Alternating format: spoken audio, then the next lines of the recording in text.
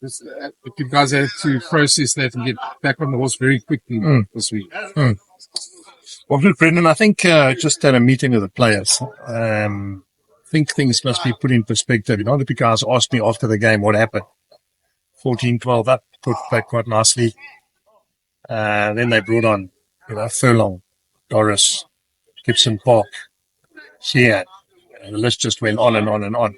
And not taking any away from the players that I have, because that's what we have. It was a good measurement for us, where we as a group.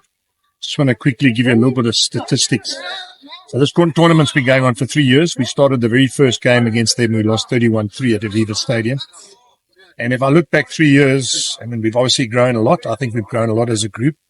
Added to our group with some quality players like Wilco and Akker and players like that. But the reality is in the last 3 seasons, that group of players, the bulk of them, would have played 3 Six Nations, won 2, a World Cup, beaten the Box twice, beaten South Africa, beaten All Blacks twice, played in 2 European Cup finals against La Rochelle. And so if you just analyze, without being emotional about it, the development of 3 years for a squad like that is unheard of. And when they get pressure like that in big games, and when they exposed to that kind of intensity and opposition, it can only make you better.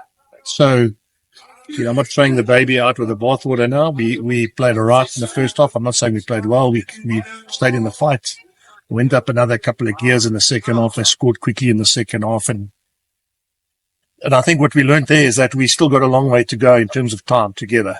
People ask me, so what do you need? And I said, I need time. I need these players to grow in those positions. And, one of the things I deliberately did is I put the whole bench on to feel the intensity of what it's like when a team's got you by the throat.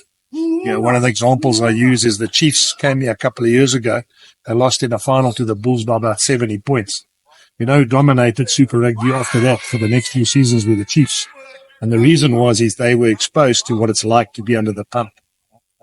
So, I'm not saying that's the only reason, but it's one of the reasons why I cleared the bench and made sure they feel what it's like when the team's got you by the throat. And we'll be better for that. We'll be better for that going forward. Jake reminded me on Saturday, on Friday night, bits about Twickenham 2004, I think it was.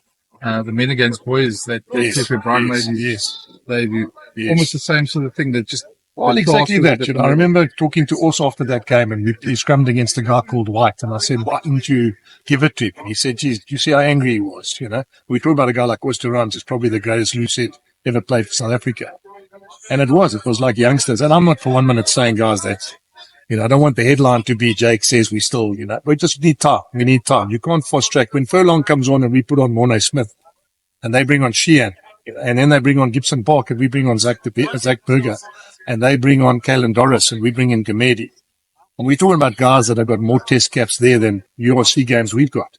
So it's not a case of men against boys. It's just being realistic. I'll tell you what it did remind me of. It reminded me of playing a really good oiled Super Rugby team like the Crusaders. That's what it reminded me of. And that's where we want to get to, Ben. People ask me after the game, and I want to take the Bulls to that. I want to be able to run out of the change room and have seasoned team of guys that have played over 100 times for their province.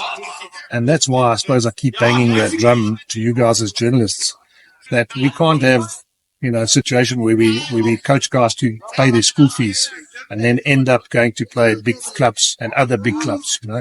We all talk about, I read a lot of clubs saying we want to be leaders and we want to be a good club. You only get that by keeping your team together for many, many years. Right? Hey, look at the Springbok team. The Springbok team now has been together for 8 years. I mean, that's a recipe for success. That's not a hidden secret.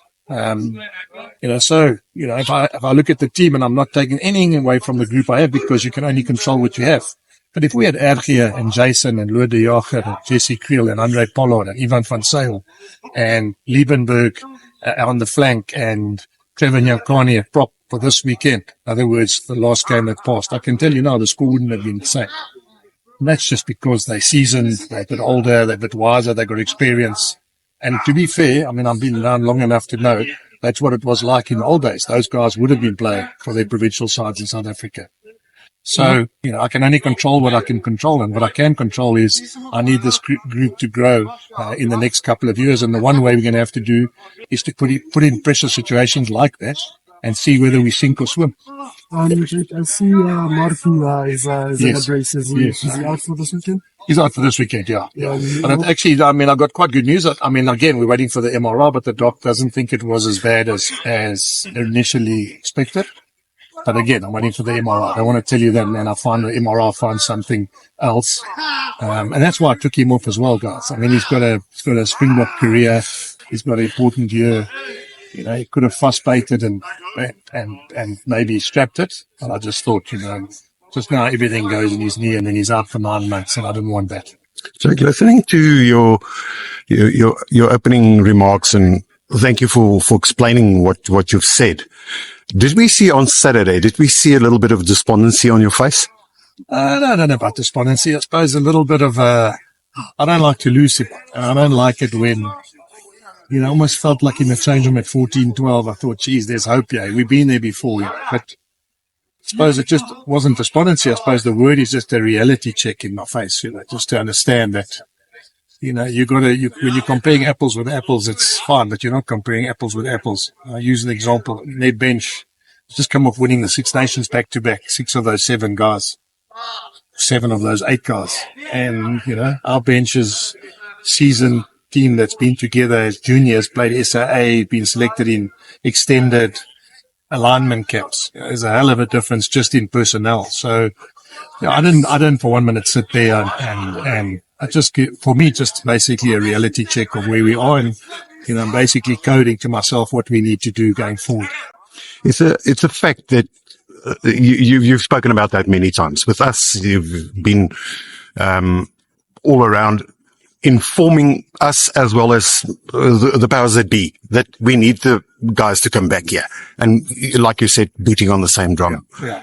It's not going to happen overnight, first of all. Secondly, you have the players that you have. Yeah. So is it a question of you have to do with these guys and do the best that you can do with these? Well, again, part of my message to them this morning is, what we can control is we can train better, we can train harder, we can train with more intensity, we can make less mistakes. Because obviously when you make mistakes against Leinster, you get punished. So those are things that we as a group can get right. I chatted to, our owners, and our owners are exactly the same page as me, Johan Rupert knows sport better than most owners know sport. And he's fully aware of the fact that if you're going to bring on 7 internationals off your bench, and let's consider, guys, they didn't have Hugo Keenan. They didn't have, there's a lot of other guys. Ringrose didn't play. I can't even remember them off by heart, but there's probably another 4 or 5 guys that'll make their team a bit stronger. So when you analyze that, we got to play catch up, and we've got to find a way to play catch up. And one of those ways is what we control is train better, train more accurate, make sure we're harder on ourselves during sessions, make sure we don't make mistakes because we get punished against good teams. And those are the things that we will do. But I suppose from a leadership point of view, we're going to have to find a way in which we can, over time, compete with those big clubs. Well, is the challenge confidence-wise to let the players believe again that they're a much better side than Friday showed? Still a team that's unbeaten at Leinster this year. Well, Kobus, I do think we are a much better side than that. I'll give you an example, just a little thing. We were 14-12 up, and they got a penalty straight after half-time. And they kicked in the corner. And other teams would go, listen, let's take the lead and go 50. The difference between them is they're so oiled and so, they almost said, right, there we go. And then they scored after 16 phases, they scored there.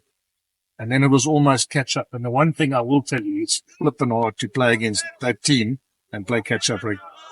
And that's probably why they'd look as well, because I realize it's the one group of players that if they're on song to play catch up against them. The last time we beat them there, we literally got away, and then they scored in the last play to lose by 1 point. So, it's just lessons that you learn as you get older as a coach. They're so oiled and so professional and so meticulous about the way they play that if they get a 2-try start or a 10-point start where you've got to score twice, it's not impossible, but it's not many teams that have done it and come back against them. Just with Micah out now, is Giannis G available? Not yet. So he's nearly there. He hopefully by the next month should be available. And Albron, he's also no. So he's basically out for 4 months. He injured his foot. So it's a bit almost similar to what happened. It's quite bizarre. Almost similar to what happened to Jans. So yeah, it is one of those things. I mean, Cameron's been out for a while. We lost Carl now, and we lost Marku now. So, but that's one of the things I learned from last year is that you've got to trust that the group we have is the group we have. Jake, taking into account your Christmas weekend list, yes, and the restrictions that's placed by SA Rugby on you, are you fighting a losing battle? Yeah, well, in some ways, Cole. I mean, it sounds can only control what I want, but I would. I mean, it's like anything. My Christmas wish list. I'd like to be able to pick the strongest South African side possible. That's my Christmas wish list. Not asking for too much. And you consider you've got to give guys 8 weeks leave as well now. So the guys that are not eligible to play in the next couple of weeks because they're on leave.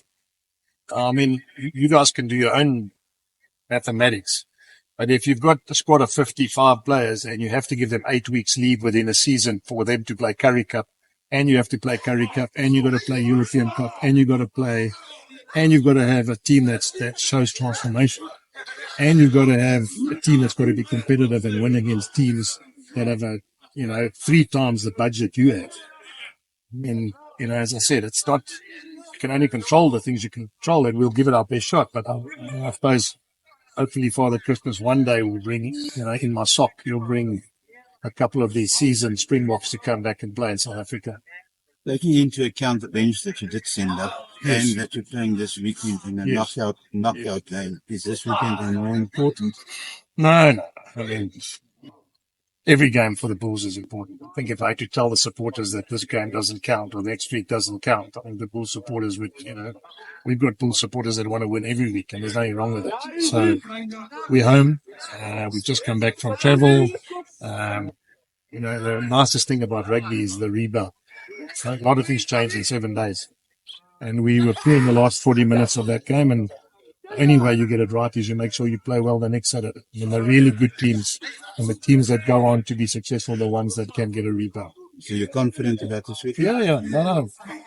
Have them off yesterday. They spent some time with their families. They, nice and rejuvenated. They're fresh. I mean, it's a great opportunity to go from top 16 into the quarterfinals of Europe. And that means that, you're one of the top clubs in the world. This is, my wife asked me yesterday, what does EPCR stands for? It stands for European Professional Rugby Clubs. And if you're in the top 8 of the best clubs in the world, then you're in a good place, especially from where we started 4 years ago. Which I know sometimes can be a bit difficult with confidence. Really one way now. Yes. When you talk about how far. Yes. How long do you think it will take for you to position plans like this? You can comfortably be where you want. Well, it can take 1 week. As soon as the decision's made, the best players play in South Africa. Or it can take forever. That's as easy as it is. It's like anything. If you support Bafana, we're not going to pick the best players for Bafana. Well, then you can coach until coach till the cows come on. You're not going to work. So the answer to that question is very simple. It's when we get the availability of the best players available to play for your province. You must understand one thing, guys. I mean, you've got to always compare apples with apples. We play Leon this weekend. Coltman plays hooker for them. He's an All Black. Tate Prop plays for Tonga. Ione plays for Italy. Radradra plays for Fiji. Now, we don't pick international players from other countries in this country. There's no players that we can pick like Fijians or Tongans or All Blacks so our marketing only picks South African players. And if you can't pick the best South African players available, and all we're going to do is pay our school fees in big competitions with the caliber of player we have, trying hard, young, enthusiastic, and then they leave and go and play against you. I mean, then the answer is very simple. Then it could take forever. Jake, was there any sighting from that red card? No. You mean from out? No, from there. Yeah, you mean for us citing them? No. From the citing office? Yeah, no, nothing. In fact, I spoke to Tapa. Yeah, Tapa was under the impression that the shoulder hit the shoulder first before the head. So, I mean, yeah. I mean, it's, but you know, that is, no, don't, I mean, that happens, and I don't think that changed the outcome of the fixture, you know. I mean, obviously they got a red card and they would have still put their scrum off on and maybe taken someone else off. But, you know, I just think they were so slick in the second half. You know. To be fair, they scored a great try after 17 phases with 14 men and without a scrum off. So it just shows you how good they are, Brendan.